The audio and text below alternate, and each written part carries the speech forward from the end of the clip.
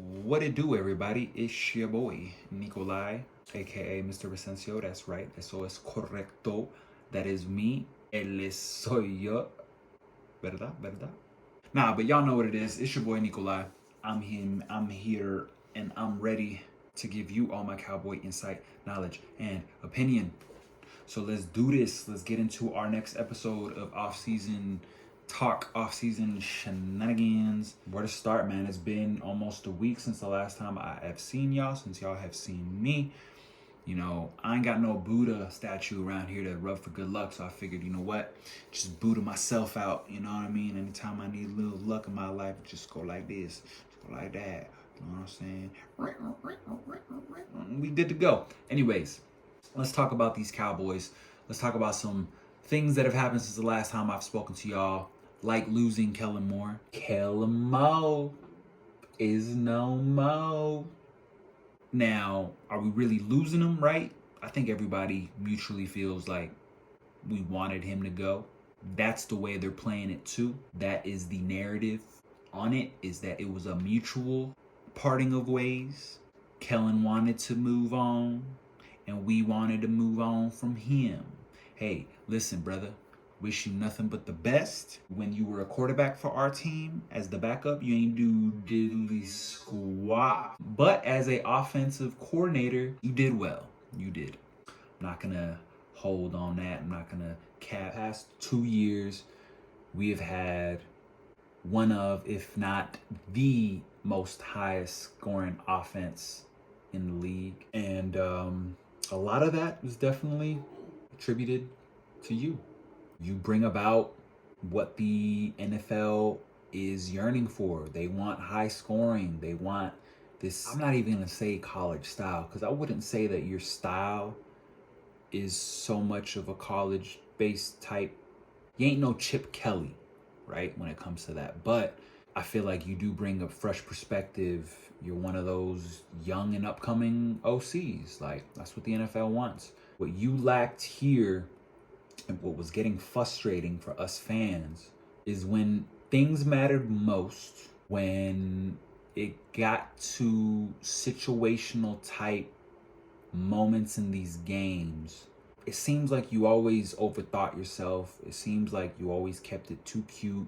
When it came to other defenses that were really, really good, if not great, we couldn't do anything. We couldn't create separation with the players. We know how I feel about Dak. Dak Prescott has so many intangibles, so many things going for him. But the one thing is that he is just not a get out of bed and I'm going to throw the ball wherever I want it type of quarterback. He never has been. I'm not going to say never will be, but he's not an arm talent. Had he have been an arm talent, he would have been drafted higher than the 4th round. Okay? Back to the Kellen Moore part about it, is that you didn't know how to make it easier for Dak, right? And that's the frustration that came about our fan base, probably is why you're gone. Again, they want to frame it as that like we mutually parted ways, all that stuff, but come on, man. Ain't no way that we was gonna be able to keep Kellen Moore another season and not have backlash from the fan base. Like, we wanted him out. Wish you nothing but the best over there in LA. You know, we'll see you again next year. That's going to be interesting to see how our defense goes against your offense when it comes to actual trying to win a game, not in practice, right? We'll see how that plays out. That'll be interesting. But yeah, moving on from that. Who's going to be calling plays then? Have we interviewed OCs?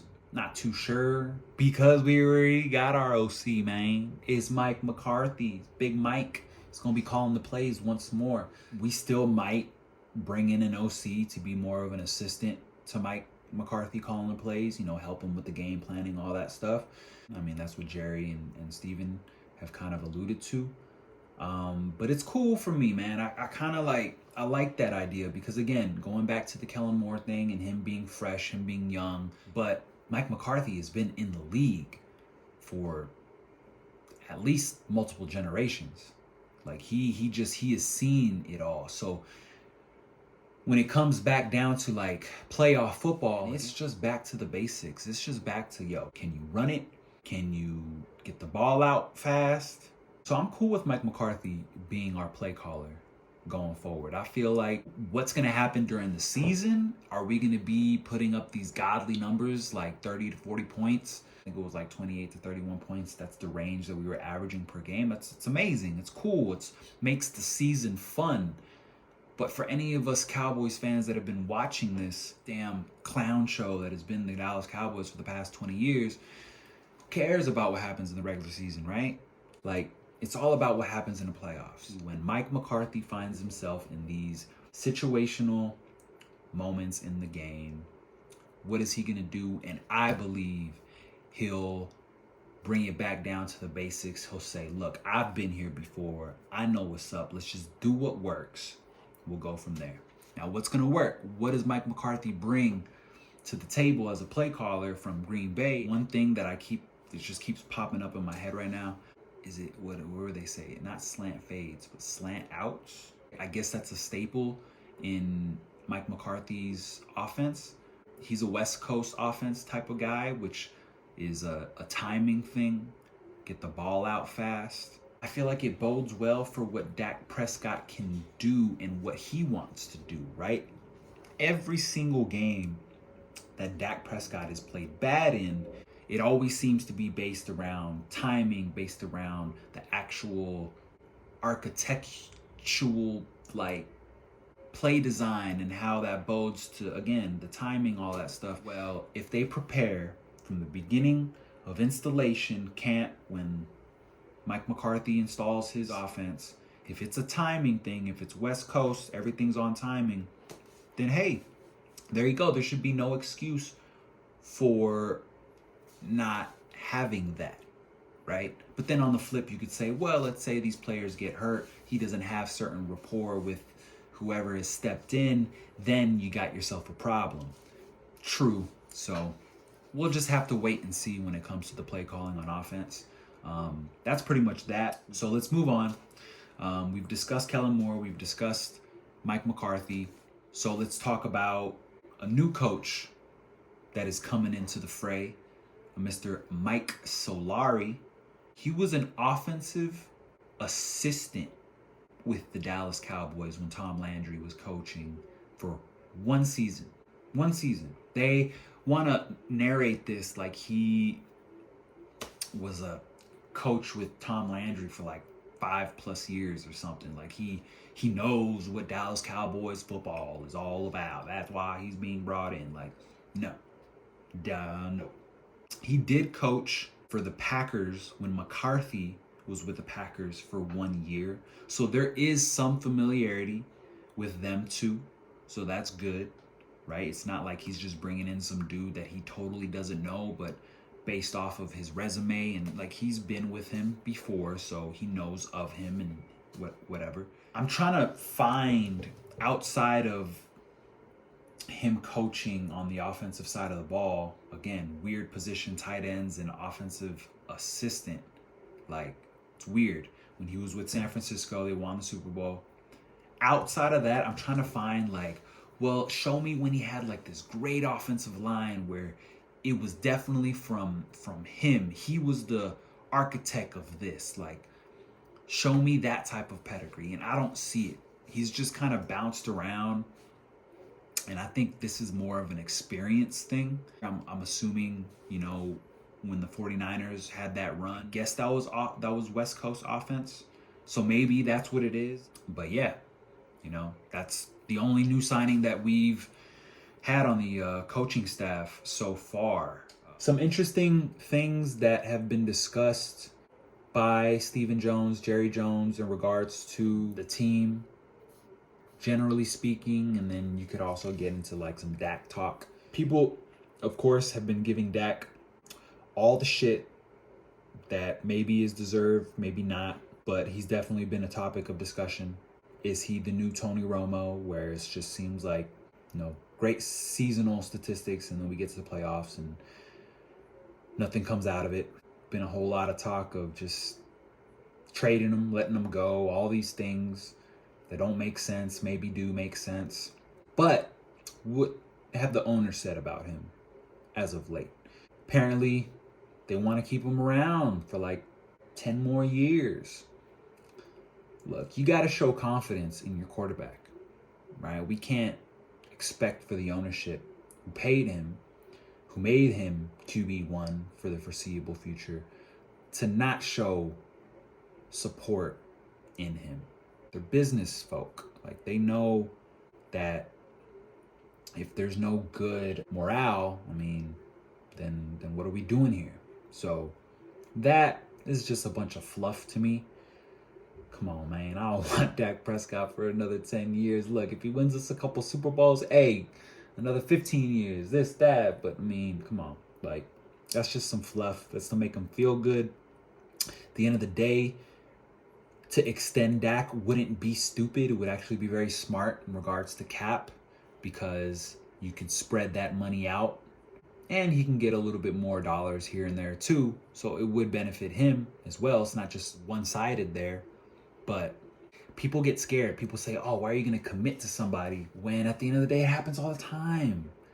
Players get traded. Players get cut. People eat up the cap space for players that they felt like were going to stick around, that they just give up on. Like, it happens. Not just because this discussion of extending Dak gets brought up that it's like, oh, we're committed to him for so much longer. Like, y'all need to stop tripping.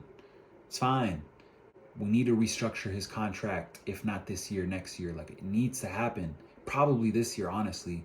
Even though the cap's going to increase, right? He still eats up a huge chunk of it. That kind of leads into my next topic is we got to pay a lot of players. Diggs looks to be digging his heels into the sand, into the dirt, however you want to phrase it. He's unfollowed the Cowboys, right? Just like all players do when they're ready to start contract negotiating, as if that's like the first thing that the ownership sees. Like, oh my God, he's unfollowed us. It's gotten real. Like, come on, man.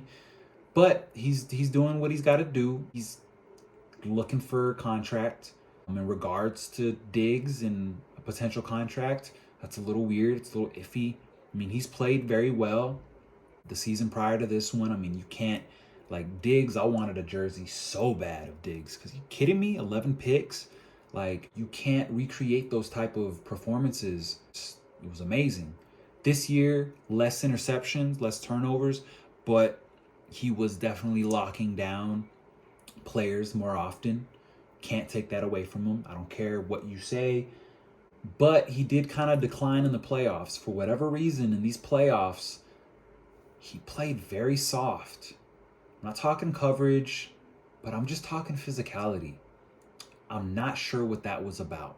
I'm not sure if he had gotten hurt and he couldn't do certain things. It just seemed a little weird, seemed a little off. So the whole Diggs situation, I mean, you can't just find lockdown cornerbacks. You can't just find those players off the street. So to sign him would definitely be beneficial for us. But at what price? CeeDee Lamb is going to want a contract. I mean, CeeDee Lamb, is he a definitive number one? Can you sit here and say that, put CeeDee Lamb on another squad and he's just going to be an undeniable top 3 wide receiver, top 5 wide receiver in the league? Maybe. Again, at what price? It all goes back to Dak Prescott. He's taking up a huge chunk of that money, of that pie.